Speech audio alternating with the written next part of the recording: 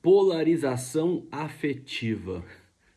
Você conhece esse termo? Polarização afetiva é um conceito desenvolvido para explicar a radicalização do eleitorado nos Estados Unidos e que ganha corpo como hipótese no Brasil. À medida que este processo se desenvolve, o centro vai ficando isolado, falando sozinho. Hortelado, que é o pesquisador aqui da USP que está trabalhando com esse termo, explica que a polarização efetiva se desenvolve em duas camadas. Vamos entender essas duas camadas da polarização afetiva. A primeira camada é a homogeneização e o alinhamento dos partidários das correntes políticos, ou seja, os polos vão ficando cada vez menos nuances, vai ficando homogeneizado nas pontas, né?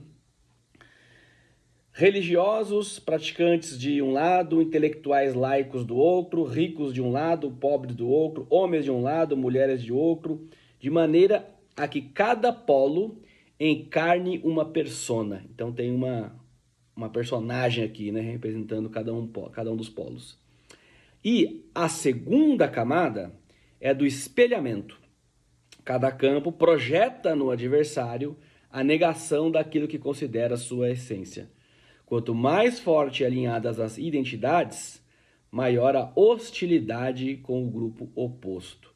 Então, olha só, homogeneiza, então fica nos polos homogeneizado, e ao mesmo tempo que homogeneiza, tem o espelhamento, ou seja, esse grupo vê nesse aqui o contrário do que ele prega, e esse aqui vê nesse o contrário do que ele prega.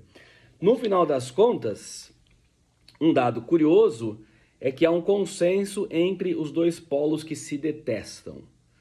Tanto quem está à esquerda como quem está à direita acredita que o outro polo é extremista, autoritário, golpista ou contrário à democracia.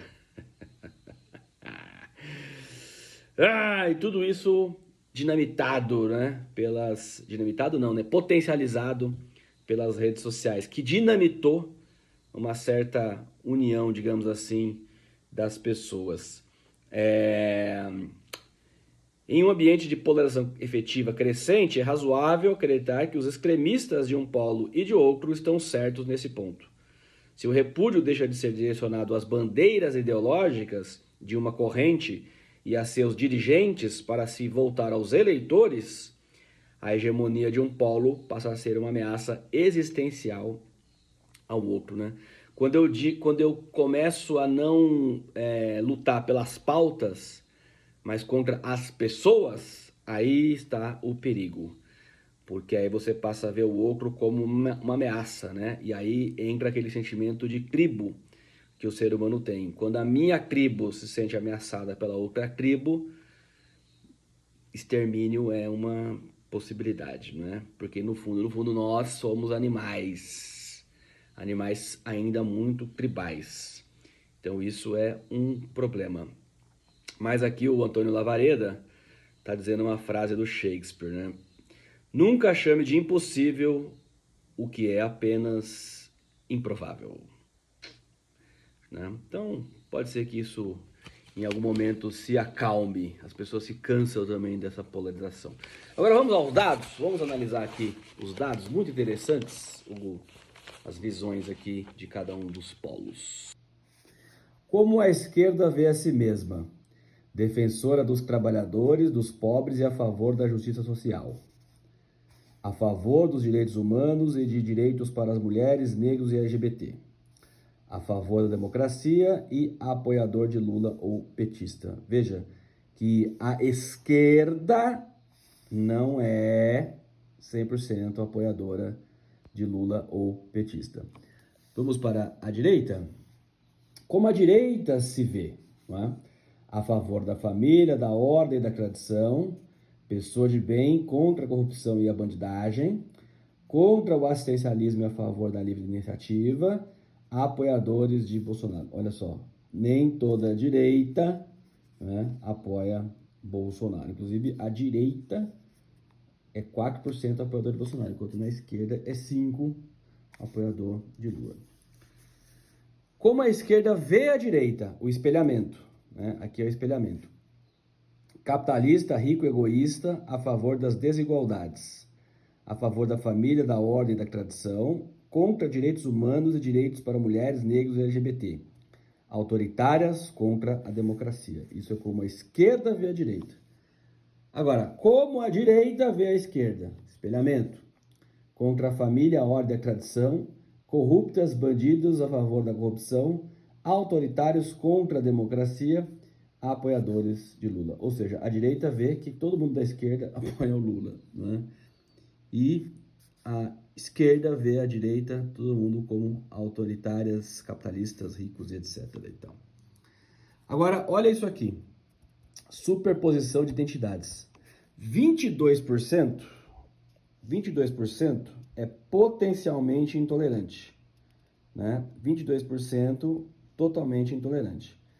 Esses intolerantes têm essa superposição de identidades. À esquerda, progressista e petista, de esquerda e progressista, não petista, progressista e petista, mas não de esquerda e petista, mas não progressista. Olha só, a maioria, né, é de esquerda e petista, mas não necessariamente progressista. Olha como é complexo isso, né? Veja a superposição de identidades na direita. A direita conservadora e bolsonarista, a maioria, dos 22% lá. De direita e conservador, mas não bolsonarista. Conservador e bolsonarista, mas não de direita. De direita e bolsonarista, mas não conservador. Olha isso.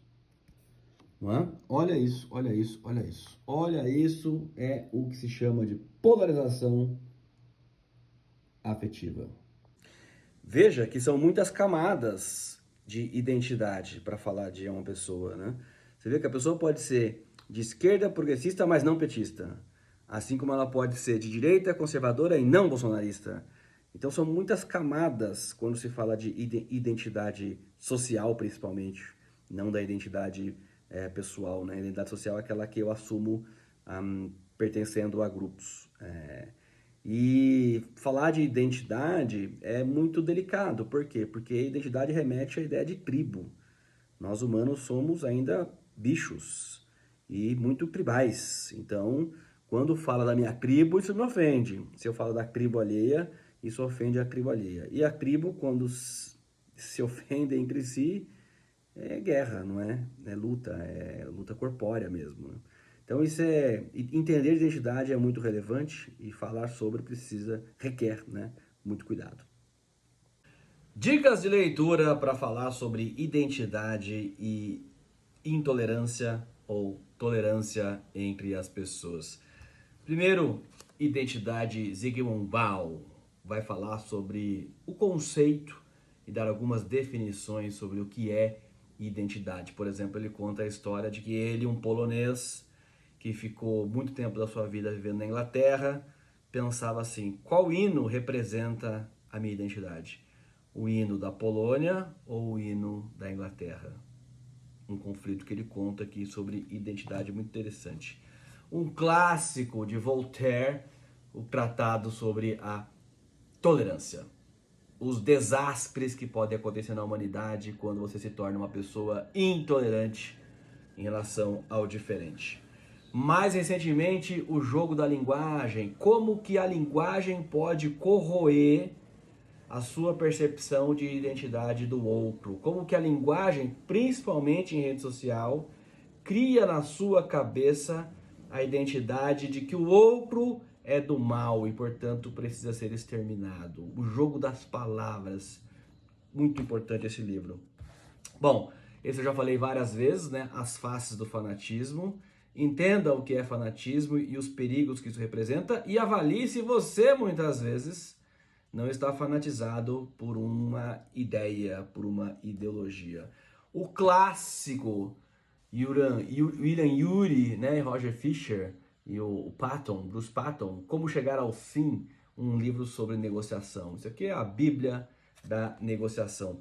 Mais recentemente, um dos discípulos do William Ury, que é o Shapiro, escreveu esse aqui, Negociando o Inegociável. E aqui ele fala da identidade essencial, quem somos, e da identidade relacional, como podemos flexibilizar a identidade para nos relacionarmos com outras pessoas.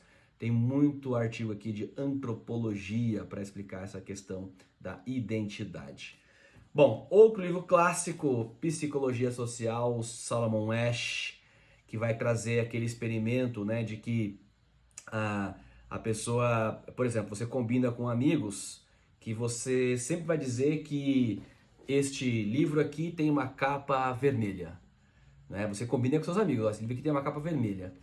E aí quando chega alguém nesse círculo social, você pergunta para a pessoa: escuta, que cor é essa capa? As pessoas dizem vermelha, só que a pessoa que chegou agora fala: não, mas ele é verde. Só que todo mundo confirma que é vermelha. Essa pessoa que chegou agora no grupo, ela fica com dúvida se realmente é verde. E se você repetir isso por várias vezes, daqui a pouco essa pessoa está dizendo: ah, sim, a capa é vermelha. Por quê? Por conta da conformidade social. Nós humanos preferimos errar com todo mundo do que acertar sozinhos. Às vezes eu estou dando uma prova, aí o aluno fala assim: resposta correta é a C. Aí todos os outros alunos falam: não, a resposta correta é a D de dado. Aquele aluno que falou que era C fala: ah, eu acho que é a D, porque não devo estar certo nisso. E ele estava certo, era C mesmo, né? O ser humano prefere errar com todo mundo do que acertar sozinho. Isso chama-se conformidade social. Isso aqui está num livro clássico do Solomon Asch, Psicologia Social. É esse experimento. E também o sociólogo Irving Goffman, quando fala da representação do eu na vida cotidiana. Isso aqui é identidade, né? Como construímos nossa identidade, como percebemos e nos vendemos a nossa identidade em relação aos outros. Tudo isso para entender um pouquinho do que é identidade.